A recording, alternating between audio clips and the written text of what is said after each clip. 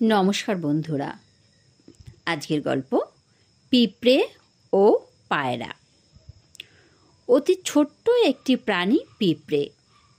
একদিন সে তেষ্টায় কাতর হয়ে জল খাওয়ার জন্য নদীতে ঝাঁপ দিল। হঠাৎ সে জলে পড়ে গিয়ে ভেসে যেতে লাগলো। একটি পায়রা ওই নদীর ধারে একটা গাছের ডালে বসেছিল। সে সেখান থেকে দেখছিল একটা পিঁপড়ে জলে ভেসে যাচ্ছে। সে তখন তাড়াতাড়ি গাছের একটা পাতা জলে ফেলে দিল। পিঁপড়ের সামনে ওই পাতাটা এসে পড়ায় সে তার উপর উঠে পড়ল। এই পাতাটা তারপর ভাসতে ভাসতে যখন কিনারায় লাগলো, তখন সে পাতা আঁকড়ে ধীরে ধীরে তীরে উঠে পড়ল। পায়রাটা এভাবে পিঁপড়ের প্রাণ বাঁচালো। পিঁপড়ে বুঝতে পারল পায়রার সাহায্যে ছাড়া কোনোভাবেই সে বাঁচতে পারত না। নিজের জীবনদাতার প্রতি কৃতজ্ঞতায় তার মন ভরে গেল।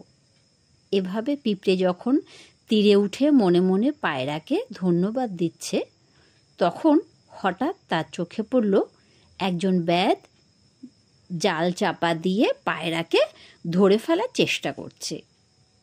কিন্তু পায়রাটা কিছুই বুঝতে পারেনি, তার চোখেই পড়েনি কিছু।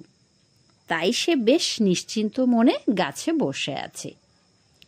পিঁপড়ে কিন্তু দেখতে পেয়ে স্থির থাকতে পারল না।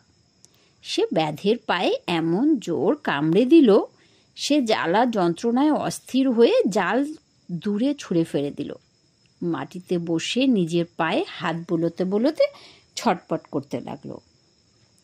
ব্যাধের উহ আ শব্দে পায়রাও তখন সতর্ক হয়ে ব্যাধকে দেখতে পেল।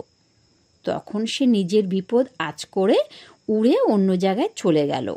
সেও উড়ে যাওয়ার সময় মনে মনে পিঁপড়েকে ধন্যবাদ দিয়ে গেল।